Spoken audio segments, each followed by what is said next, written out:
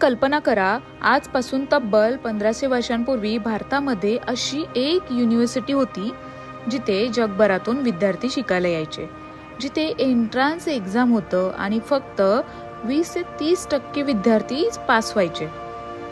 एक अशी युनिव्हर्सिटी जिथे ॲस्ट्रॉनॉमी पासून मॅथमॅटिक्स पर्यंत, मेडिसिन पासून सगळ्या गोष्टी शिकवल्या जायचं. एक अशी युनिव्हर्सिटी जिचं लायब्ररी 9 मजली होतं आणि सर्वात धक्कादायक गोष्ट म्हणजे ही युनिव्हर्सिटी भारतात होती, बिहारमध्ये होती आणि तिचं नाव होतं नालंदा विद्यापीठ. पण मग असं काय झालं की ज्ञानाचं हे महासागर एका रात्रीत राख झालं?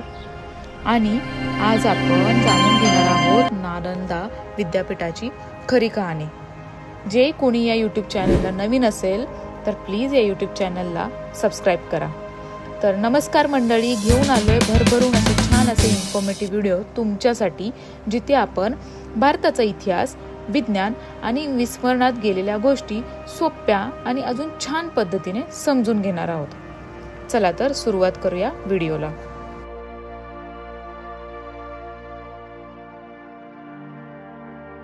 नालंदा हे फक्त एक विद्यापीठ नव्हतं, ते भारताचं नॉलेज पॉवर हाऊस होतं. आजपासून जवळजवळ 1500 वर्षांपूर्वी बिहारमधील मगध प्रदेशात हे जगातील सर्वात मोठं शिक्षण केंद्र उभं होतं. इतिहासकारांच्या मते चीन, Korea, Japan, Tibet, Indonesia, Persia अशा बऱ्याच देशांमधून विद्यार्थी इथे यायचे. त्या काळातील जगातील अनेक देशांमध्ये बेसिक स्कूलिंग सिस्टीम सुद्धा नव्हत्या, पण भारतात रेसिडेन्शियल इंटरनॅशनल युनिव्हर्सिटी अस्तित्वात होती. आणखी आश्चर्य म्हणजे नालंदामध्ये ॲडमिशनसाठी एंट्रन्स एक्झाम होती. हो, बरोबर ऐकलं, म्हणजे तुम्हाला एंट्रन्स एक्झाम सुद्धा द्यावी लागत होती. हो, 1500 वर्षांपूर्वी एंट्रन्स टेस्ट आणि फक्त 20 ते 30% विद्यार्थी पास व्हायचे. आता नालंदाची शिक्षण पद्धत कशी होती ते पाहूयात. आता विचार करा, त्या काळात इंटरनेट नव्हतं, मोबाईल नव्हते, गुगल नव्हतं, पण नालंदामध्ये ज्ञानाचं विश्व होतं. इथे काय शिकवलं जायचं तर गणित, खगोलशास्त्र, आयुर्वेद, तत्वज्ञान, विज्ञान, मेडिटेशन, लॉजिक, भाषाशास्त्र. इतिहासकारांच्या मते आर्यभट्टांसारखे महान गणितज्ञांचाही नालंदाशी संबंध असल्याचं मानलं जातं. आणि इथली सर्वात खास गोष्ट म्हणजे इथे रटणं शिकवलं जात नव्हतं. इथे डिबेट कल्चर होतं. विद्यार्थ्यांना प्रश्न विचारायला प्रोत्साहन दिलं जायचं. त्या काळात शिक्षक विद्यार्थ्यांना म्हणायचे, ज्ञान स्वीकारण्याआधी त्यावर विचार करा. आजच्या एज्युकेशन सिस्टीममध्ये मार्क्सवर जास्त फोकस असतो, पण नालंदामध्ये क्युरिओसिटीवर फोकस होता. आता जाणून घेऊयात की टीचर आणि स्टुडंट रेशो काय होता. तर नालंदामध्ये जवळपास 10,000 विद्यार्थी आणि 1,500 शिक्षक होते. म्हणजे एका शिक्षकाकडे फक्त 6 ते 7 विद्यार्थी ॲप्रॉक्झिमेटली असायचे. तर कल्पना करा, आज एका वर्गात 80 ते 100 विद्यार्थी असतात, पण नालंदामध्ये प्रत्येक विद्यार्थ्याकडे पर्सनल मेंटर होता. विद्यार्थ्यांच्या कमकुवत गोष्टी सुधारवण्यासाठी वेगळं प्रशिक्षण दिलं जायचं. आणि म्हणूनच नालंदा फक्त डिग्री देत नव्हती, ती व्यक्तिमत्व घडवत होती. आता सर्वात महत्त्वाचा इंटरेस्टिंग पार्ट म्हणजे 9 मजली ग्रंथालय, लायब्ररी. आता येते सर्वात अविस्मरणीय गोष्ट, नालंदाचं लायब्ररी. इतिहासात त्याला धर्मगंज असं म्हटलं जातं. धर्मगंज म्हणजे ज्ञानाचा खजिना. हे ग्रंथालय तब्बल 9 मजली होतं. त्यात हजारो हस्तलिखित ग्रंथ होते. वेद, गणित, औषधशास्त्र, खगोलशास्त्र, बौद्ध तत्वज्ञान इतक्या पुस्तकांचा संग्रह होता की एखाद्या व्यक्तीला पूर्ण आयुष्यभर वाचूनही संपवता आलं नसतं. आणि मित्रांनो, त्या काळात प्रत्येक पुस्तक हाताने लिहिलं जायचं, म्हणजे प्रत्येक पुस्तक म्हणजे एक अमूल्य संपत्ती होती.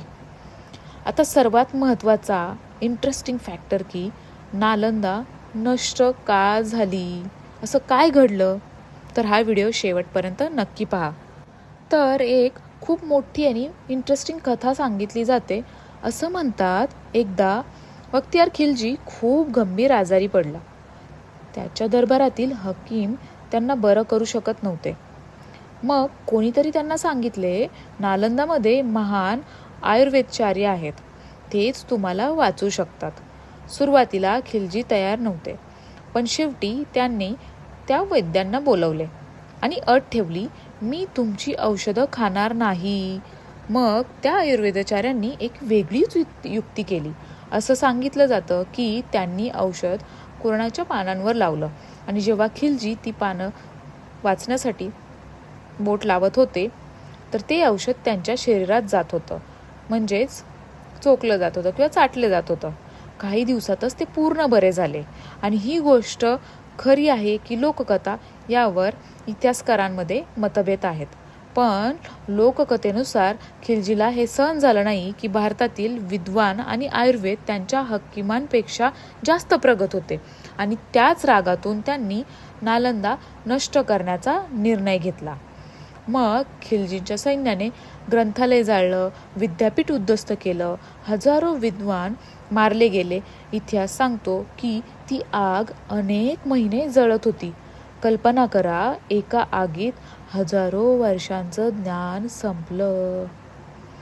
अनेक बौद्ध भिक्षू आणि विद्वान तिबेट आणि चीनमध्ये पळून गेले आणि त्यांनी काही ज्ञान तिथे जपण्याचा प्रयत्नही केला. नालंदा नष्ट झाल्यानंतर हळूहळू जगाने त्या विद्यापीठाला विसरायला सुरुवात केली. पण 19व्या शतकात ब्रिटिश पुरातत्व संशोधकांना बिहारमध्ये काही अवशेष सापडले आणि संशोधनानंतर समोर आलं की हे साधे अवशेष नव्हते, हे जगातील सर्वात महान विद्यापीठांचं भगवान विशेष होतं. 2010 मध्ये भारत सरकारने नवीन नालंदा विद्यापीठाचा ॲक्ट पास केला आणि 2024 मध्ये नवीन कॅम्पसचं उद्घाटन करण्यात आलं. आज पुन्हा नालंदा उभी राहत आहे, पण जुन्या नालंदामधील लाखो हस्तलिखित ग्रंथ कदाचित कायमचे हरवले. कधी कधी असा विचार येतो की जर नालंदा नष्टच झाली नसती तर कदाचित आज भारत जगाला टेक्नॉलॉजी आणि एज्युकेशन आहे त्याच्यापेक्षा अजून खूप जास्त पटींनी मस्त छान असा प्रकारे एक्सपर्ट करता आलं असतं. कदाचित जगातील सर्वात मोठं असं रिसर्च हब भारतात असतं. पण या कहाणीमधून एक गोष्ट नक्की समजते, इमारती जाळता येतात, पुस्तकं जाळता येतात, पण ज्ञान कधीच संपवता येत नाही. जर तुम्हाला भारताचा असाच गौरवशाली इतिहास माहीत नव्हता तर हा व्हिडिओ नक्की शेअर करा, कारण प्रत्येक भारतीयाला नालंदाची कहाणी माहीत असलीच पाहिजे. व्हिडिओ आवडला असेल तर लाईक करा, चॅनल सबस्क्राईब करा आणि कमेंट बॉक्समध्ये नक्की सांगा. आणि ज्यांना कुणाला हा व्हिडिओ पाहणं गरजेचं वाटत आहे त्यांना हा व्हिडिओ नक्की शेअर करा. चला तर भेटूया नवीन व्हिडिओ घेऊन. Till then tata, bye bye, जय महाराष्ट्र.